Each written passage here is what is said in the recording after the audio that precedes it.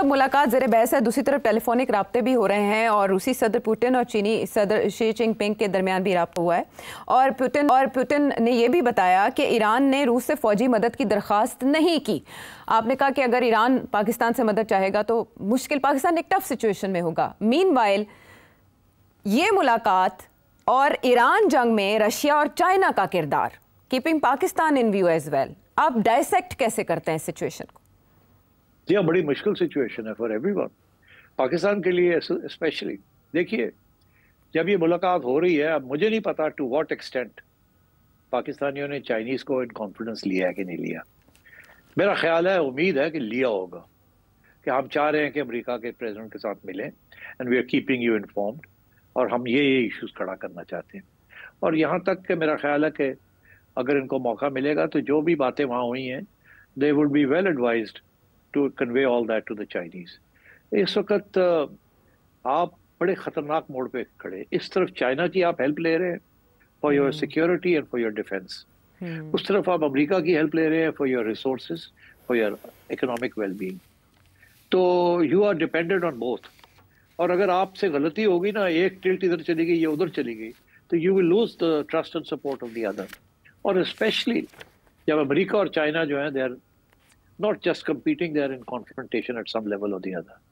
تو میں یہ سمجھتا ہوں کہ this is a very dangerous situation، sensitive and dangerous، and it will depend on آپ کیسے یہ سمندر جو ہے، اس کے جو طوفان اس میں جو کھڑا ہو رہا ہے، اس کو کیسے آپ ٹریورس کریں گے۔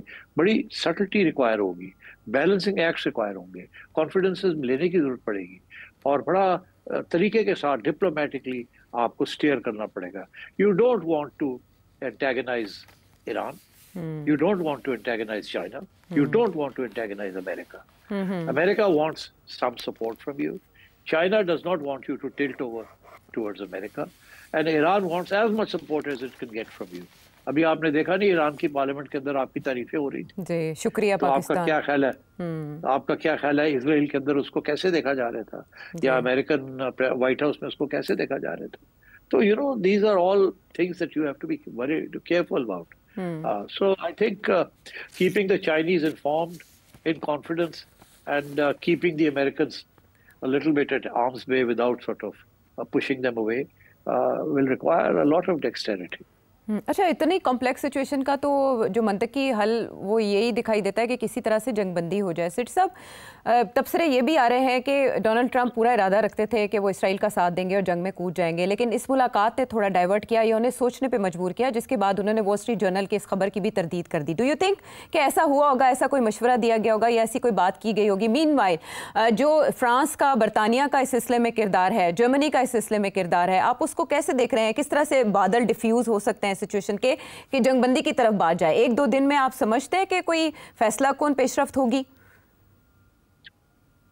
دیکھیے ایران کا کہنا ہے کہ اگر وہ میٹنگ ہو جاتی ٹرمپ کے ساتھ تو شاید وہ اگری کر جاتے ہیں نا فارمولا دیٹ سیٹسفائڈ بوتھ، مگر وہ میٹنگ نہیں ہوئی۔ اس کے بعد اسرائیل نے سیبوٹاج کر دیا اس کو ایک دن پہلے، اور ڈونلڈ ٹرمپ کو پتا تھا، اس سے سپورٹ کیا۔ ابھی بھی سچویشن اسی قسم کی ہے، ڈونلڈ ٹرمپ سپورٹ کر رہا ہے اسرائیل کو، پش کر رہا ہے رائٹ ٹل دی اینڈ کہ ہم آ رہے ہیں، ہم آ رہے ہیں، پھر بھی نہیں، ابھی آیا نہیں مگر کہہ رہا ہے ہم آ رہے ہیں، ہم آ رہے ہیں۔ ادھر سے کہہ رہا ہے یورپینز کو، اور میرا خیال ہے پاکستان کو بھی کہا ہوگا کہ آپ ان کو سمجھائیں، ٹائم ابھی بھی تھوڑا سا رہ گیا ہے کہ جو ہم کہتے ہیں وہ کنسیڈ کر دیں، نہیں تو پھر وی ول گو فار وار۔ اور اسی لیے یورپینز بھی ڈیسپریٹ ہو گئے، وہ بھی نہیں چاہتے، نو بڈی وانٹس وار۔ ٹرمپ کی اپنی کنسٹیٹیوئنسی جو ہے میک امریکہ گریٹ اگین والی، وہ بھی نہیں چاہتی وار ہو، ٹرمپ خود نہیں چاہتا، مگر at the same time Trump جو ہے وہ چاہتا ہے جو کچھ بھی ہو وہ ایسے لگے کہ ٹرمپ کی کامیابی ہے، ٹرمپ کی سکسیس ہے، ناٹ اسرائیل سکسیس اور ایرانین سکسیس۔ تو اس کشمکش میں ڈپلومیسی بھی ایک طرف چل رہی ہے، وار بھی چل رہا ہے، اور فردر امریکن انٹرونشن کی بھی بات ہو رہی ہے، وہ لے کے آ رہا ہے رائٹ ٹو دا بریک۔ اب یہ جو سارے جہاز بھیج دیے ہیں اور آئل ٹینکر بھیج دیے، ظاہر ہے کہ اگر یہ نہ بھیجتا تو شاید اتنی بڑی تھریٹ نہ ہوتی۔ وہ بھیج دیے اس نے، they are on standby, کسی وقت وہ بٹن دبائے گا اور دا B2s اور دا بنکر بسٹرز، یا اس سے پہلے ایک اور راؤنڈ اسرائیلی سے کروا دے to put more pressure on Iran and so on. रहबर आला को टारगेट कर सकते हैं प्रेशर बढ़ाने के लिए सेठी साहब? यस, बिल्कुल कर सकता है। तो अब मेरा ख्याल है ये भी हो सकता है कि पाकिस्तान को भी कहा हो कि use your good efforts to persuade the Iranians कि हमारे साथ पंगा ना ले, जो हम कहते हैं बात मान जाए, नहीं तो फिर I will have to come into the war. तो ये बातें चलती रहती है। अब क्या Pakistan will end up playing role? I don't think it can. देखिए टर्की जैसा मुल्क भी कांट प्ले अ रोल, वो भी अपना सोच रहे हैं कि हमारे साथ क्या होगा। वो तो वो कहते हैं कि शायद हम उनकी बारी आएगी, पहले ईरान, फिर उनकी बारी आ जाएगी, फिर पाकिस्तान की बारी आ जाएगी। लोग तो वहां तक पहुंच गए। अगर अभी ईरान के अंदर क्या होने जा रहा है, that's a very major development. अगर वो ये रिजीम चेंज से काम नहीं सेटल करते तो then my sense is that this war will continue and you will see American assistance to various opposition groups and also to secessionists, because secession के तो कुर्द भी हैं, बलोच भी हैं, और लेफ्टिस्ट भी हैं, और छोटे मोटे एनक्लेव्स के अंदर भी आज़ादी की तंजीमें हैं वहाँ। तो अगर ईरान को उन्होंने फैसला ये किया कि रहीम चेंज भी करनी है और फिर पार्टीशन भी करना है ताकि ये ख़त्म ही हो जाए इतना बड़ा ईरान का जो इशू है और इसको घेर लिया जाए विद अदर स्टेट्स, तो उससे तो आपको बलोचिस्तान भी है, ईरानियन बलोचिस्तान, सिस्तान वाली बात भी है, फिर कुर्दों का इशू है, और टर्की पागल हो जाएगा, इधर पाकिस्तान पागल हो जाएगा। मतलब है कि these are all threats that are facing Iran, and अगर ईरान स्प्लिंटर होता है तो फिर ये Turkey and Pakistan cannot remain unaffected। और फिर ये कि अगर यहाँ आके रजा पहलवी जैसा बंदा है कि अमेरिकन regime यहाँ आ जाती है तो then I'm afraid things can get very rough for the neighborhood। It can become a staging point for many things, जैसे शाह ईरान के ज़माने में था। जी सेठ साहब, आप बता रहे थे कि ईरान से मुतालिक पाकिस्तान से क्या कहा गया होगा और बहुत इम्पोर्टेंट कोई इसका पहलू आप बताने वाले थे। तो सबकी निगाहें इसलिए भी हैं कि ईरान से मुतालिक अमेरिका क्या चाह सकता है पाकिस्तान से? नहीं, मेरा ख्याल है, देखिए आपने एक बात देखी कि हमारी पार्लियामेंट के अंदर भी और पार्लियामेंट के बाहर भी काफ़ी स्ट्रॉन्ग आवाज़ें आई हैं अगेंस्ट इसराइल। हमारे अपने मिनिस्टर्स हैं और कुछ नून लीग के लोग हैं जो बाहर बैठे हुए हैं, कुछ अंदर बैठे हुए हैं। बड़ी स्ट्रॉन्ग कंडेमनेशन आई है। मेरा ख्याल है ये नोट की जा रही होगी, बिकॉज और नोट इजराइल करता है और फिर आगे पास ऑन करता है कि ये ना हो कि ये जो आवाज़ें स्ट्रॉन्ग आ रही हैं ये कोई और प्रॉब्लम ना क्रिएट कर दे for America. And so therefore I think इस किस्म की भी हिदायत दी होगी इन अ वेरी इनडायरेक्ट वे कि इस वक्त हम जो करने जा रहे हैं उसकी ये जस्टिफिकेशंस हैं और हम आपको बता रहे हैं we taking you into confidence and we expect that क्योंकि जो हम करने जा रहे हैं वो सही है, तो वी एक्सपेक्ट कि आपकी तरफ से कोई नेगेटिव चीज़ नहीं आएगी, नंबर वन। नंबर टू, हम तवक्को ज़्यादा नहीं करते कि हम आपसे कुछ इमदाद चाहते हैं, but we don't want any interference verbal और otherwise, because then we'll see हमारे दोस्त कौन है और कौन नहीं है। अभी हमने फैसला नहीं किया, मगर अगर हम करते हैं तो वी एक्सपेक्ट कि हमारे दोस्त हमारे साथ खड़े होंगे। इस किस्म की बात की होगी to give a clear indication to the to general sitting there कि ज़रा ये जो आपके पार्लियामेंटेरियंस हैं, जो पॉलिटिशियंस हैं, इनको ज़रा रोकें। Not in so many words but इशारा यही होगा, क्योंकि मैंने खुद देखा है कि 2-3 बड़े स्ट्रॉन्ग स्टेटमेंट्स आए हैं। ख्वाजा आसिफ का रिकॉर्ड पे है सेठी साहब, और वो रजा पहलवी को निशाना बना रहे हैं जो वहाँ रजीम चेंज के मौजू उम्मीदवार तस्वुर किए जा रहे हैं। तो इस कॉन्टेक्स्ट में आप बात कर रहे हैं कि रजीम चेंज के लिए पाकिस्तान का कोई किरदार हो सकता है ईरान में?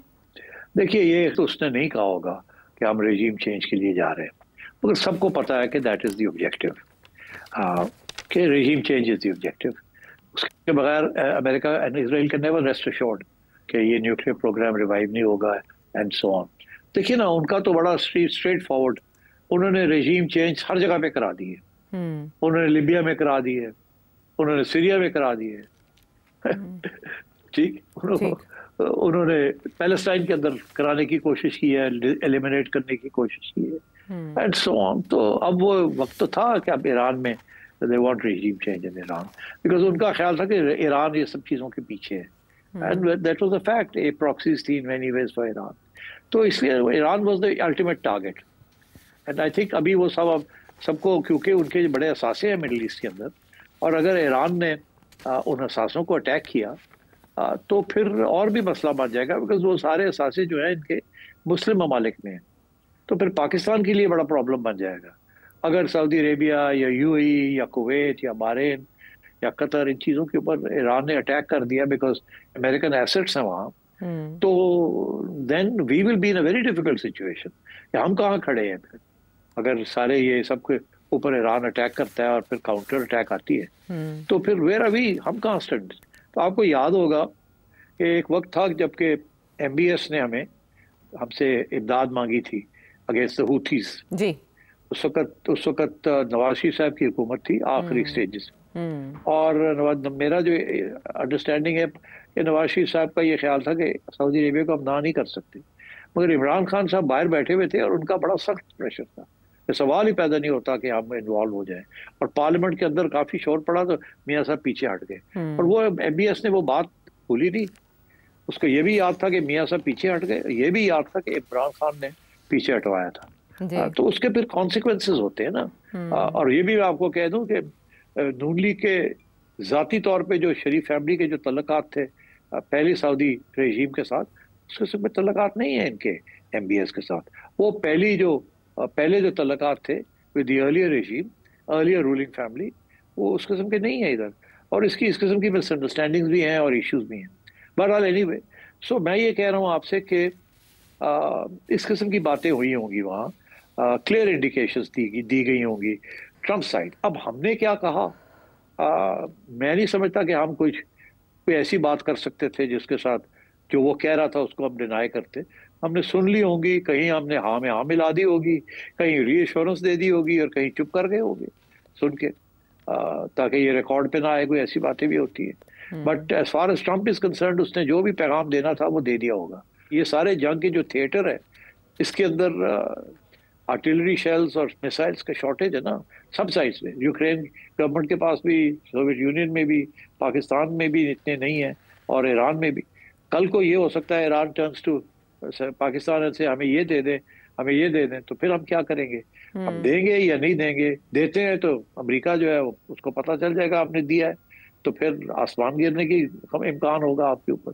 और अगर आप नहीं देते तो फिर ईरान इसको कभी नहीं भूलेगा। तो ये इस किस्म के प्रॉब्लम्स आगे आने वाले हैं। You will be put in a difficult situation one way और द अदर। तो अब क्या है कि आप इसराइल के खिलाफ तो बहुत बातें कर सकते हैं, मगर जब अमेरिका कोई एक्शन लेगा तो फिर आप क्या करेंगे? आप वही करेंगे जो कि यूनाइटेड नेशंस में जो छोटी मोटी आप बात कर सकते हैं अलॉन्ग विद द अदर्स, वो करेंगे, बस इससे ज्यादा आप नहीं कर सके। ये जो मीटिंग है, ये मीटिंग मैं समझता हूँ this meeting will tilt the balance in the favor of President Trump, not in favor of Pakistan. मगर वो बात की बात है, अब देखना ही है कि हम इसको हैंडल कैसे करते हैं शॉर्ट टर्म में और लॉन्ग टर्म में, बिकॉज ऑलवेज अमेरिका के साथ बैठना जो है उसके बहुत हेवी कॉस्ट्स होते हैं, एंड इवेंचुअली अमेरिका जब काम अपना करवा लेता है तो उठ के चला जाता है। ये एक दफ़ा नहीं 3 दफ़ा आपके साथ हो चुका है। So now we are in this difficult situation. मगर अच्छी बात है कि एक मुलाकात हो गई है, कुछ क्लियर हो गई है बातें एंड सो ऑन, और so I think that's where we are right now.